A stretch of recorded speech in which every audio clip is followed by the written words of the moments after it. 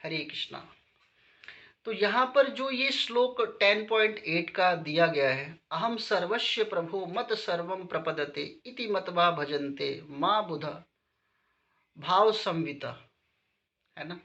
तो ये श्लोक स्पष्ट करता है कि हमारे भगवान जो है सर्वस्व है, समस्त भौतिक और आध्यात्मिक जगत के कारण है, सब कुछ उन्हीं से उद्भूत है ना। और कुछ संसार में सब कुछ उसका है, लेकिन अज्ञानी पुरुष उसका दावा करता है कि ये मैं ही भगवान हूँ। मूर्ख लोग ऐसे दावे समझते हैं, लेकिन वैदिक ग्रंथों में यह समझ सकते हैं कि भगवान इतने सस्ते नहीं है कि भगवान हर किसी को प्राप्त हो जाए। जब तक हम ऐसे गर्वित अहंकार दावे करते हैं, तब तक हम मुक्त हैं। वास्तव में मुक्ति की खोज करने का कोई आवश्यकता नहीं है, लेकिन जब मनुष्य यह सोचता है कि मैं यह शरीर हूं, तब वह मुक्त नहीं है। मुक्ति का अर्थ है वह भली भांति जानना कि मनुष्य का आत्मा शरीर में सर्वथा भिन्न है। अतएव सुखदेव गोस्वामी ने कहा है, प्रायश्चिंतम विमर्श नव, ज्ञान का विकास करो, वही तुम्हें राहत प्रदान करेगा। हमारा ज्ञान तब पूर्ण होता है जब हम जान लेते हैं कि हम आध्यात्मिक स्फुल्लिंग के अत्यंत सूक्ष्म कण हैं और ईश्वर परम महानता, आध्यात्मिक सत्ता और हमारी समस्त आवश्यकताओं की पूर्ति करने वाले हैं। अपने आप को अंततः सूक्ष्म कण और ईश्वर के अंश जानते हुए हमें यह समझ सकते हैं कि हमारा कर्तव्य ईश्वर की सेवा करना है। ईश्वर समस्त सृष्टि, समस्त ब्रह्मांड के केंद्र हैं, वे ही भोक्ता हैं और हम उनके सेवक हैं। जब यह सिद्धांत स्पष्ट हो जाता है तो हम मुक्त हो जाते हैं।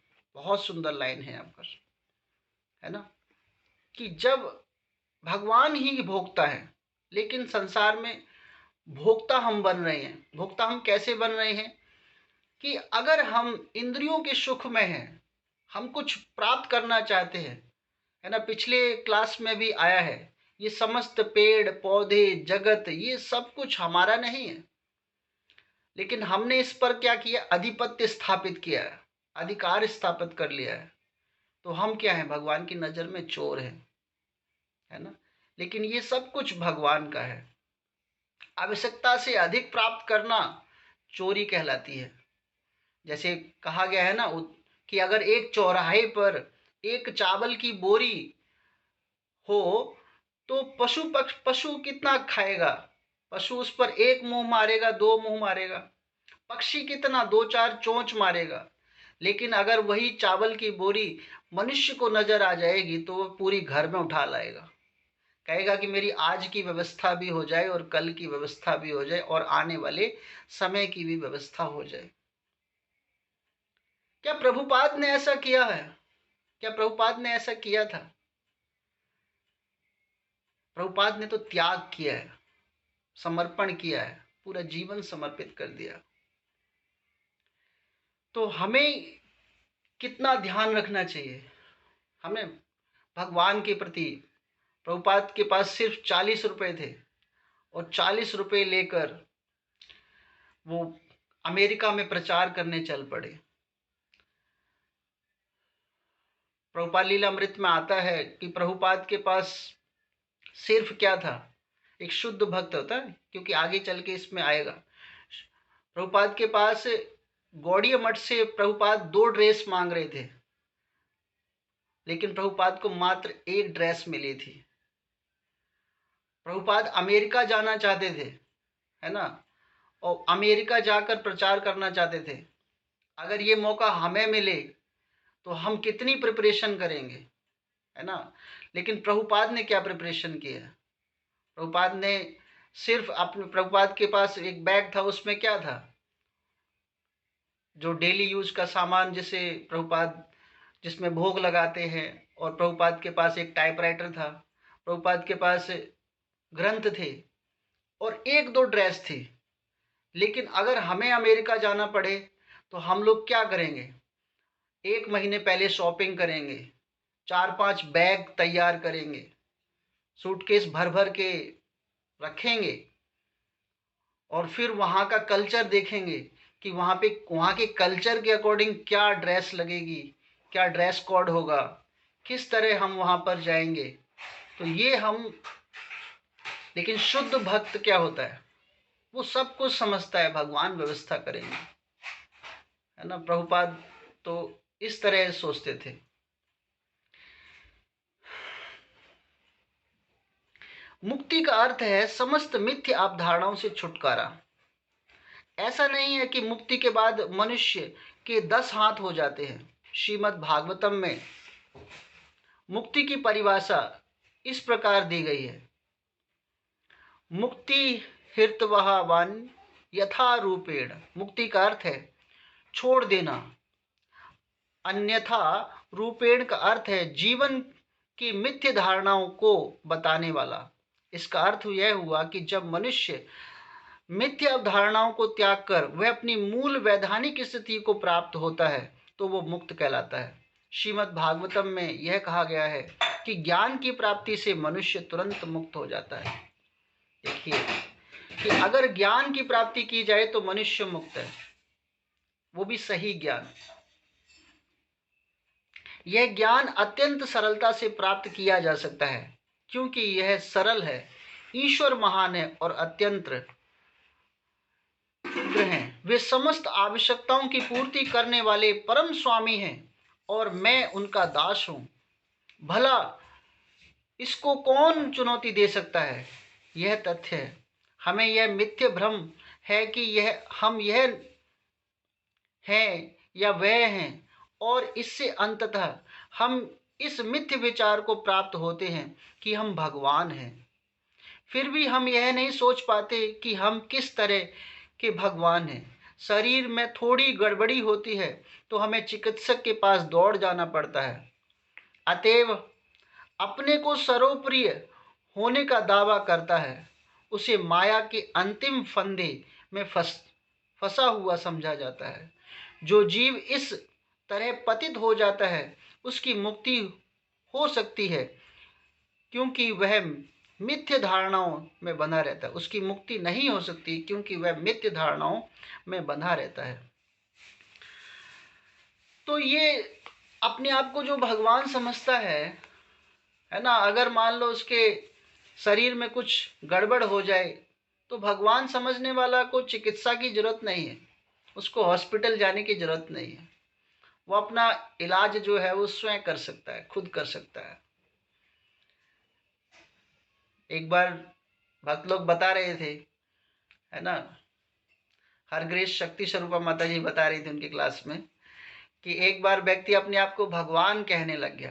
ट्रेन में यात्रा कर रहे थे भक्त लोग, तो एक व्यक्ति अपने आप को भगवान कह रहा था। तो भगवान कहते कहते बोला कि मैं ये कर दूंगा, मैं ऐसे कर दूंगा। तो भक्त लोग सुन रहे थे, सुनना भक्त का काम है। तो फिर वो बोला कि मुझे वॉशरूम जाना है। तो भक्तों ने कहा आप तो भगवान हैं। भक्तों ने उसको पकड़ लिया दोनों हाथों से, आप तो भगवान हैं, आपको क्या वॉशरूम जाने की जरूरत है। तो वो जबरदस्ती लड़ने लग गया, है ना। तो फिर वो वॉशरूम होके आया, फिर वो बोला मैं तो लीला कर रहा था। तो इस प्रकार जो है कि अपने आप को भगवान कहने वाले हैं तो वो चमत्कार इस प्रकार नहीं कर सकते। अपने शरीर, है ना, शरीर के दोषों को ठीक नहीं कर सकते तो वो अपने आप को भगवान किस प्रकार कहते हैं। उचित ज्ञान प्राप्त करने के बाद ही कोई वास्तव में मुक्त हो पाता है। मुक्ति की यह अवस्था ब्रह्मभूत अवस्था कहलाती है। जिसने यह अवस्था प्राप्त कर ली है उसे श्री भगवद गीता में 18.54 में इस तरह विशेषित किया है। तो भगवद गीता का ये बहुत सुंदर श्लोक है। आज मैं दिन में इसको पढ़ भी रहा था और मेरे को बहुत अच्छा लगा, तो मैं ये शेयर करना चाहूँगा आज। यहाँ पे है ब्रह्मभूत प्रसन्न आत्मा, न सोचती न कड़छति, क्षमा सर्वेषु भेद भूतेषु, मद भक्ति लभते परम पराम। तो यहाँ पे बताया गया है कि इस प्रकार जो दिव्य पर पद पर स्थित है वह तुरंत परम ब्रह्म का अनुभव करता है और वह पूर्णतः प्रसन्न हो जाता है। वह ना तो कभी शोक करता है और न किसी वस्तु की कामना करता है। वह प्रत्येक वस्तु पर संभाव रखता है। उस अवस्था में वह मेरी शुद्ध भक्ति को प्राप्त करता है। तो जो व्यक्ति भगवान परम ब्रह्म का अनुभव करता है वह पूर्णतः प्रसन्न रहता है।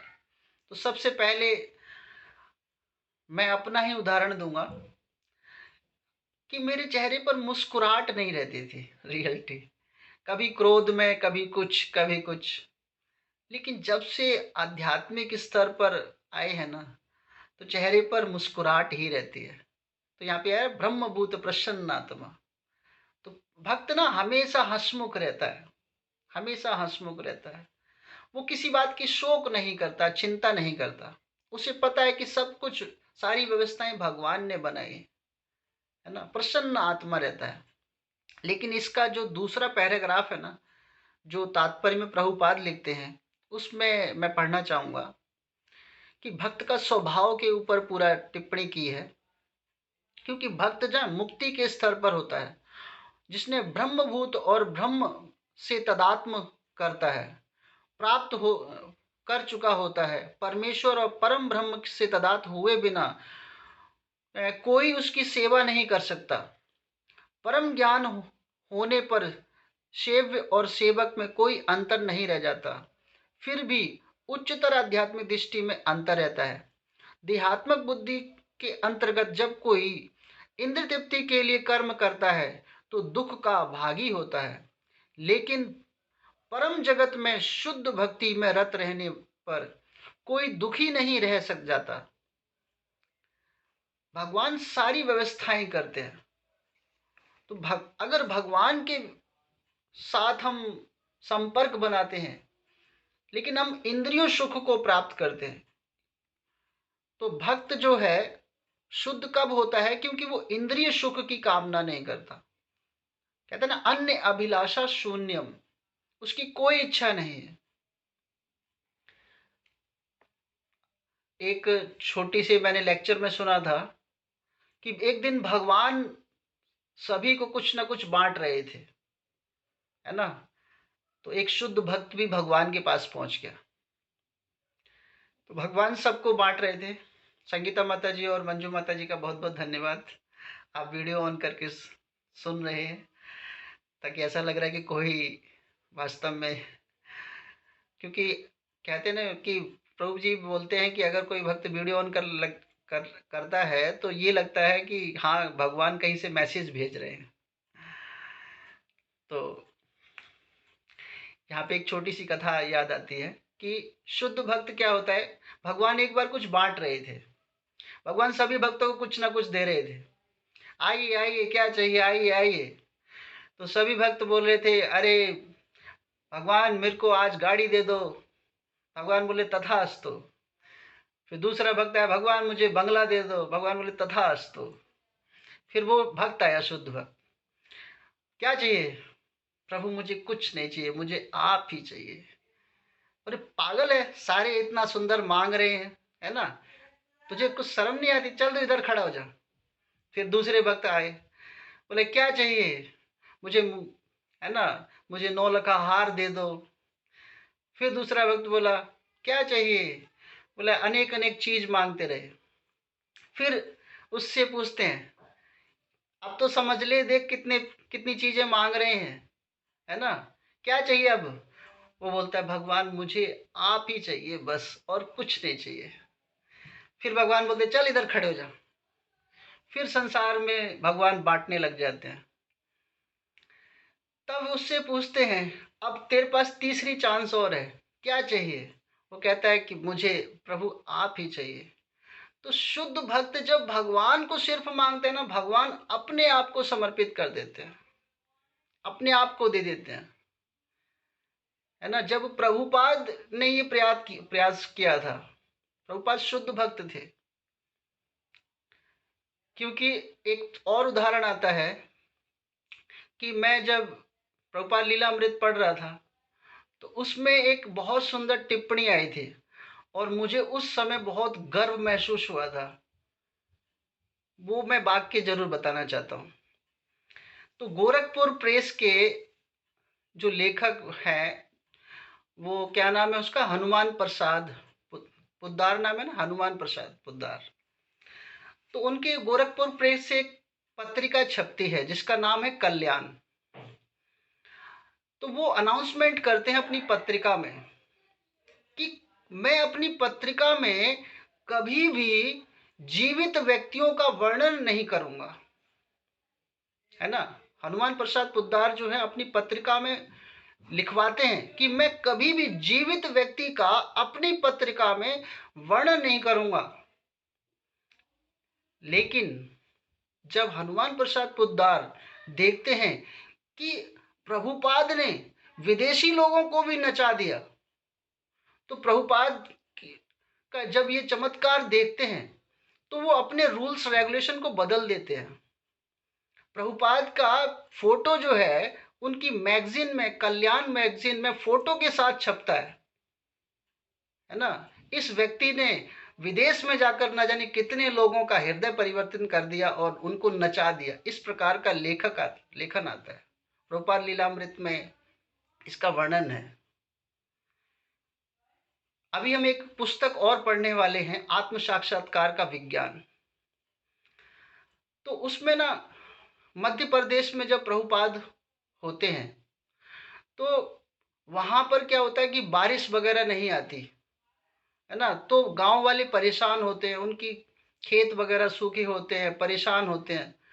तो वो अपने राजनेताओं को पत्र लिखते हैं, वहां के लोग कहते हैं कि हमारी कुछ मदद करो, हमें कुछ खाने को भिजवा दो, हमें कुछ सेवाएं दे दो, धन दे दो, हमारी मदद करो। लेकिन प्रभुपाद कहते हैं ये एक बार मदद करेंगे, दूसरी बार मदद नहीं करेंगे। जो हमारी पुस्तक है आत्म साक्षात्कार का विज्ञान, उसमें ये आएगा पढ़ने के लिए। तो वहां पर प्रभुपाद कहते हैं अगर तुम्हें मदद भी मांगनी है तो सिर्फ और सिर्फ भगवान से मांगो, अन्य किसी से मदद मांगो।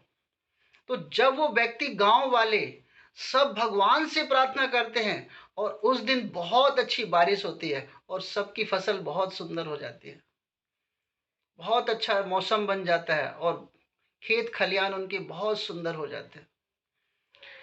तो यहाँ पर भी प्रभुपाद ने कितना कुछ समर्पण किया है। प्रभुपाद शुद्ध भक्त हैं, क्योंकि यहाँ पे शुद्ध भक्त की चर्चा हो रही है, तो प्रभुपाद से अच्छा उदाहरण नहीं है कोई भी। और यहाँ पर शुद्ध भक्त की कुछ पहचान बताई गई है, और जो मैं लास्ट में यहाँ पर लिखा हुआ है क्योंकि आगे भी रीडिंग करनी है। तो यहाँ पर शुद्ध भक्त की पहचान बताई गई है कि वह यह ब्रह्मभूत अवस्था है जिसे शुद्ध भक्त सरलता से प्राप्त कर लेता है।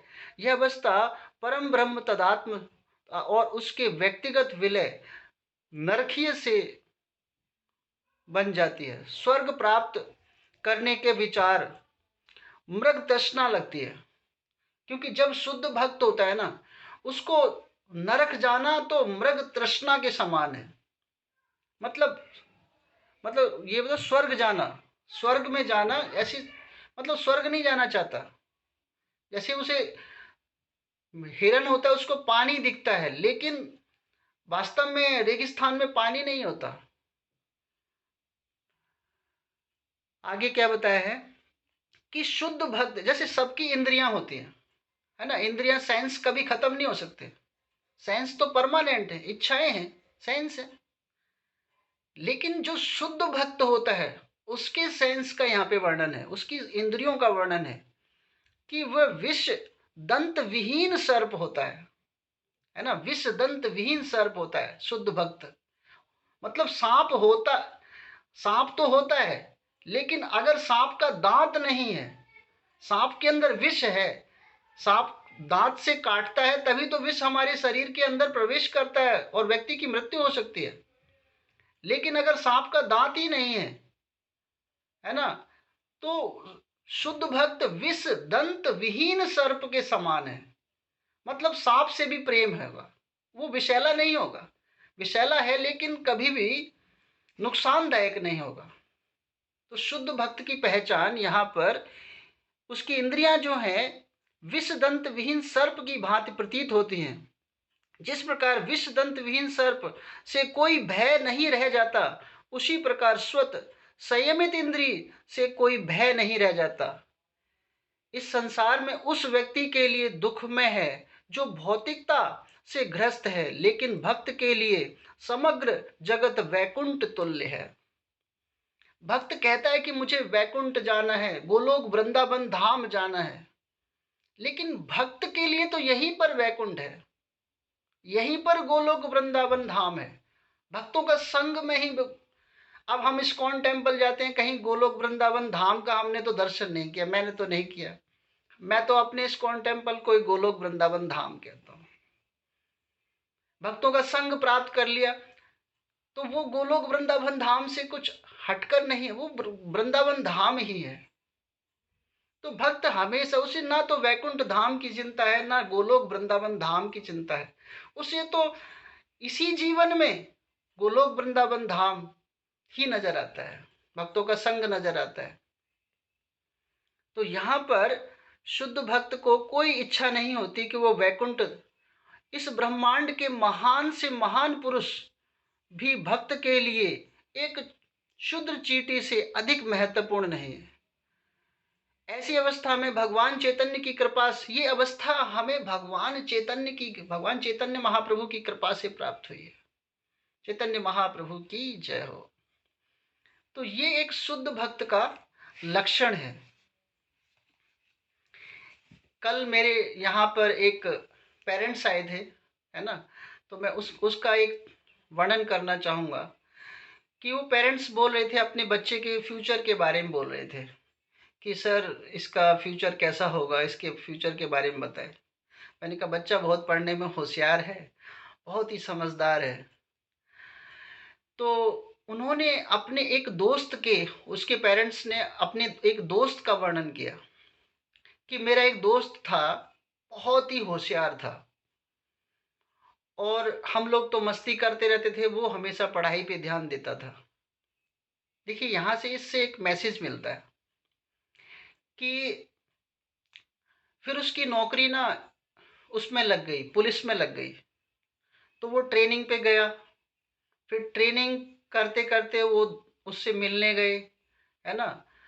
उसके बाद फिर उसका दूसरी जगह सिलेक्शन हुआ, उस तहसीलदार की पोस्ट पर हुआ, है ना, क्योंकि उसने अच्छी पढ़ाई की हुई थी। तो वो फिर फौज की नौकरी छोड़कर, पुलिस की नौकरी छोड़कर वो तहसीलदार बन गया। फिर उसने कोई एग्जाम दिया, फिर वो डीएम बन गया, है ना, मजिस्ट्रेट बन गया। फिर उसके पापा बोलते हैं कि फिर उसके बाद 2 साल तक मेरा उसके साथ संपर्क नहीं रहा। फिर 2 साल बाद मैंने उसको फोन मिलाया तो उसके परिवारजन बोलते हैं कि आपको पता नहीं। तो बोले क्या हुआ? बोले उसकी तो मृत्यु हो गई। तो देखिए, व्यक्ति पढ़ाई लिखाई करता है और एक अच्छा इंसान बनता है, नौकरी करता है, ऊंचे से ऊंचे पद प्राप्त करता है ना, डीएम मजिस्ट्रेट बन जाता है। मैंने उनसे यही कहा, क्योंकि वो डीएम मजिस्ट्रेट तो बन गया लेकिन वो कृष्ण भावना अमृत में नहीं आया। अगर वो कृष्ण की भक्ति करता तो उसकी चेतना जो है ना टेंशन मुक्त हो जाती, बुद्धि जो है ना टेंशन की मुक्त हो जाती। क्योंकि हम अगर कृष्ण भावना अमृत में नहीं है ना, तो हम संसार में फंसे हुए हैं। चाहे ऊंचे से ऊंचे पद प्राप्त कर लो, चाहे कहीं भी भौतिक संसार में रहो, लेकिन अगर कोई व्यक्ति कृष्ण भावना अमृत में नहीं है तो उसकी मृत्यु बहुत जल्दी होने वाली है। तो ये हमारा सौभाग्य है कि जो कृष्ण भावना भावित होता है वो 50-60 साल नहीं, वो लगभग लंबी आयु जिएगा, क्योंकि उसे कृष्ण का प्रचार करना है। तो यहाँ पर उसकी चेतना, जब व्यक्ति की चेतना जो होती है, बुद्धि जो होती है, वो भगवान में आश्रित होनी चाहिए। लेकिन बुद्धि तो कहाँ पे आश्रित है? धन उपार्जन में आश्रित है, अधिक से अधिक धन प्राप्त हो, है ना, इसमें आश्रित रहती है। क्योंकि आगे इसमें ये भी आएगा, आगे पढ़ते हैं, उदाहरण तो बहुत सारे हैं। जो इस प्रकार की दिव्य रूप में स्थित है, तो तुरंत पर ब्रह्म का साक्षात्कार होता है। वह ना तो कभी शोक करता है, ना किसी वस्तु की इच्छा करता है ना, वो कोई वस्तु की इच्छा नहीं करता। वह प्रत्येक जीव पर समान भाव रखता है। ये इस अवस्था में वह मेरी शुद्ध भक्ति को प्राप्त करता है। साक्षात्कार में जो प्रसन्न होता है, वह ज्ञान से प्राप्त होती है। और मैं इतने समय तक झूठी धारणा से भ्रमित होता रहा हूं। मैं कैसे मूर्ख था, मैं सोचता था कि मैं ही भगवान हूं, लेकिन अब मैं समझ सकता हूं कि मैं तो भगवान का नित्य दास हूं। ऐसी अनुभूति प्राप्त करके मनुष्य मुक्ति प्राप्त करता है और वही प्रसन्न आत्मा बन जाता है। भगवान का जब तक दास नहीं बनेगा ना, तब तक मुक्ति नहीं मिलेगी। क्योंकि जब इसमें आया ना कि कितना समय हमने बिता दिया, इवन मैं अपनी एज को देखूं तो मैंने लगभग बहुत समय बिता दिया, 30 वर्ष तो मैंने बिता दिए, है ना। अब मैं 38 वर्ष का हूं, तो 8 वर्ष से क्या मैं शुद्ध भक्त बन गया? नहीं, 30 साल तो मैंने अपना गलत जगह पे बिताया ना। तो मुझे 30 साल और बिताने हैं कृष्ण भावना अमृत में, तब कहीं जाकर शुद्धि अवस्था आ सकती है। वो भी इसका कोई भरोसा नहीं है। शुद्ध चेतना होने पर मनुष्य शोक नहीं करता। अब ये लक्षण है, शोक नहीं करना कभी भी, कुछ भी हो जाए, नो टेंशन, नो वरी। भक्त कभी वरी नहीं होता, है ना। भक्त हमेशा फ्री रहता है, क्योंकि वह जानता है कि वह एक लघु अंश है, परमेश्वर द्वारा सुरक्षित एक आध्यात्मिक स्फुल्लिंग है। वह फिर शोक के लिए स्थान कहाँ है? वह छोटा सा बालक को तब तक स्वतंत्र मानता है जब तक वह जानता है कि वह उसका पिता वहां है। वह सोचता है कि मेरे पिता मेरे पास हैं, अतएव वह स्वतंत्र ही, मुझे कोई हानि नहीं पहुंचा सकता। तो हमारे परम पिता भगवान पुरुषोत्तम भगवान श्री कृष्ण हमारे साथ हैं, तो हमें कौन हानि पहुंचा सकता है? शुद्ध भक्त की ये धारणा होती है। जैसे भगवान ने उत्तरा के गर्भ की रक्षा की है ना, वो भी भगवान के तक पहुंचने के लिए भगवान को पुकारना तो पड़ेगा ही ना। उत्तरा ने भगवान को पुकारा, भगवान ने उत्तरा के गर्भ की रक्षा की है। भगवान ने द्रौपदी ने पुकारा, तो भगवान ने द्रौपदी की रक्षा की है। तो हमारे हरे कृष्णा कृष्णा कृष्णा हरे हरे, हरे राम राम राम हरे हरे कितनी बार पुकारते हैं? दिन भर में कीर्तन करते हैं, है ना, हरि का नाम लेते हैं, 16 माला का जप करते हैं। तो क्या भगवान हमारे समीप नहीं है? ये तो दर्शन करने मात्र से है ना। फिर भी भक्त कहते हैं, हे हमारे लिए प्रार्थना करना, है ना, कृपा करना हमारे लिए। कृपा भी दो शब्दों से मिलकर बना है, कर और पा। खुद करो और पाओ, है ना। तो मेहनत करेंगे तभी तो भगवान कृपा करेंगे। श्री कृष्ण उनकी रक्षा करने का, और इस तरह व्यक्ति श्री कृष्ण के शरणागत है, वह शोक की या कामना से ग्रस्त नहीं है, बल्कि जो ईश्वर भावना भावित नहीं है, वह केवल लालसा करता है और शोक करता है। वह उनके लिए ललायत रहता है जो उसके पास नहीं है, वह उसके लिए शोक करता है जो उसके पास नहीं है, लेकिन अब नहीं रह गया। ईश्वर भावना भावित व्यक्ति ऐसे दुख से प्रभावित नहीं होता है। यदि कोई विनष्ट हो जाता है, तो वह जानता है कि ईश्वर की इच्छा, और वह सोचता है चूंकि ईश्वर की ऐसी इच्छा थी, अतः वह यह सब ठीक हुआ। वह किसी वस्तु की कामना नहीं करता, क्योंकि वह जानता है उसकी सारी आवश्यकताएं परम भगवान श्री कृष्ण के द्वारा पूरी की जा सकती हैं। है ना, शुद्ध भक्त की सारी इच्छाएं भगवान कृष्ण के द्वारा की जा सकती हैं। तो इस प्रकार जो है शुद्ध भक्त की चेतना जो है ना, वो भगवान में आश्रित होती है। वो अन्य अभिलाषा शून्यम का जो शब्द है ना, वो भगवान उसकी सारी इच्छाओं को पूर्ति करते हैं। हरे कृष्णा। तो यहाँ पे अभी किसी का कोई प्रश्न है तो वो प्रश्न कर सकते हैं, या फिर मैंने 1 घंटा यूं बर्बाद करना चाहा है। तो सभी भक्तों से प्रार्थना है कि अगर मैंने कुछ गलत बोला हो तो उसमें मुझे क्षमा करें। जो अच्छे शब्द बोले हैं वो गुरु जी के हैं, और जो मेरे वाणी से कुछ गलत निकला है वो मेरे शब्द हैं। हरे कृष्णा।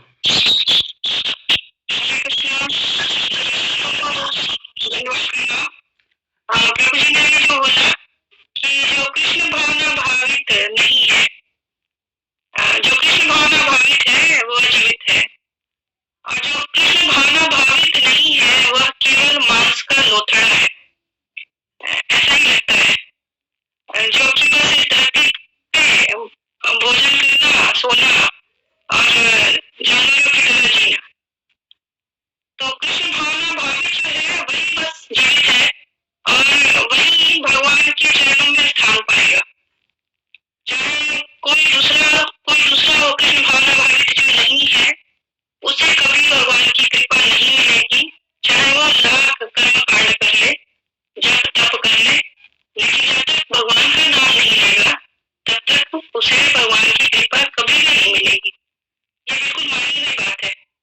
तो अभी हम जीवित होने के प्रयास में है, थोड़ी थोड़ी सांसें चलने लगी है हमारी। तो ऐसे करते करते हम पूर्ण रूप से खड़े हो जाएंगे और भगवान की कृपा मिलेगी हम पे, भगवान के चरणों में स्थान मिलेगा। तो बहुत सुंदर प्रभु जी ने लेक्चर दिया, बहुत अच्छा लगा पढ़ने में। पढ़ाने आपने बहुत अच्छा और बिल्कुल समझ आया। ये मेरा मानना था, और मुझे लगता है सारे भक्तों का यही मानना है कि प्रभु जी ने बहुत सुंदर से रिप्रेजेंट किया। धन्यवाद सर जी।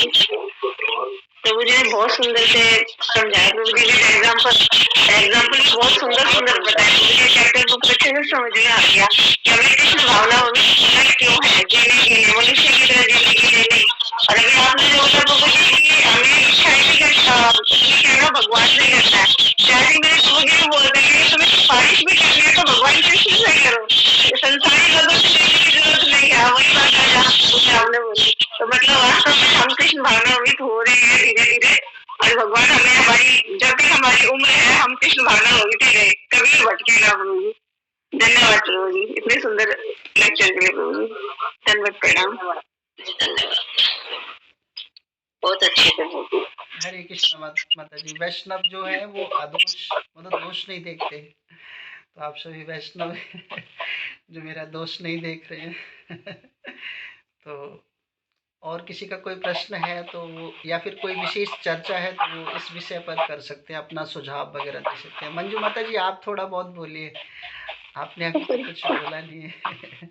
मुझे बहुत अच्छा लगा क्लास करके, मुझे नहीं थी पहले से।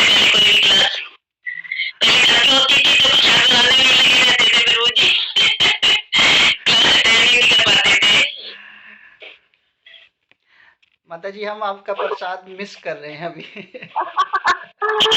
फिर मुझे दोबारा तो ना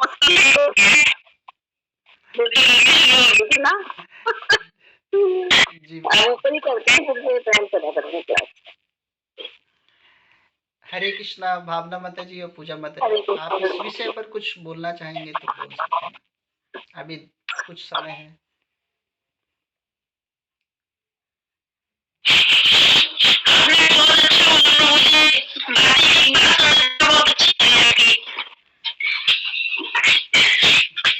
माता जी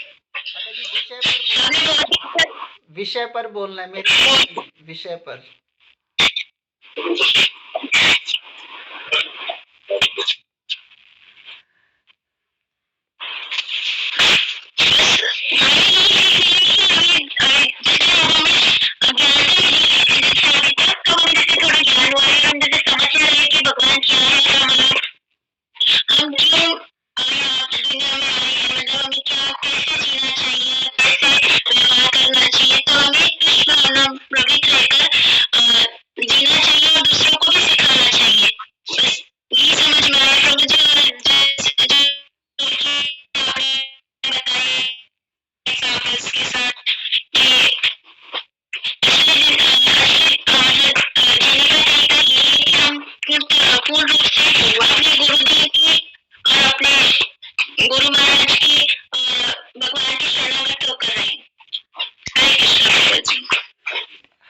हरे कृष्णा माता जी, बहुत बहुत धन्यवाद।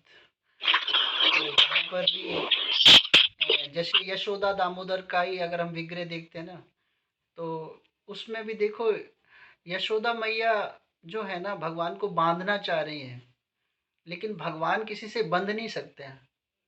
भगवान यशोदा मैया से भी नहीं बंध पाए। जब यशोदा मैया बहुत मेहनत करती हैं, बहुत ज़्यादा मेहनत करती हैं, ये हमारे लिए प्रेरणा है।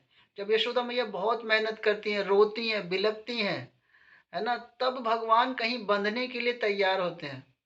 तो उसी तरह हमें भी मान लो गुरु महाराज, गुरु के थ्रू ये सेवा मिली है, शिक्षा गुरु के थ्रू सेवा मिली है, तो कहीं ना कहीं हमें भी बहुत मेहनत करने की आवश्यकता है। क्योंकि यहाँ पे एक लाइन है ना, आज के जो लाइन यहाँ पर है श्रीमद् भागवतम में ये कहा गया है कि ज्ञान की प्राप्ति से मनुष्य तुरंत मुक्त हो जाता है। तो वो ज्ञान की प्राप्ति है ना, और गुरु के आश्रय का प्राप्त होने से ही व्यक्ति मुक्त हो सकता है, और कोई आश्रय ही नहीं है। संसार में सब व्यक्ति बोलते हैं कि हम भगवान को मानते हैं, सब बोलते हैं, कोई ऐसा नहीं मिलेगा कि हम भगवान को नहीं मानता, लेकिन वह सही ज्ञान के आश्रय में होना चाहिए, तब भगवान की प्राप्ति है। तो इस लाइन को विशेष ध्यान दीजिए, बस ज्ञान की प्राप्ति और गुरु के आधार पर, जो गुरु ने हमें नियम बताए हैं उनके आधार पर अगर हम चलेंगे तो भगवान का आश्रय अवश्य प्राप्त होगा इसमें। और प्रभुपाद ने तो कहा ही है ना, प्रभुपाद ने कहा है कि नहीं भी मिलेगा तो बैक डोर की चाबी है मेरे पास। हम कितनी बार प्रभुपाद का मंत्र पढ़ते हैं, श्रील प्रभुपाद की जय हो, है ना। गुरु पर आप विश्वास होना चाहिए। हरे कृष्णा। ठीक है, वांछा कल्पतरुभ्यश्च कृपा कृपा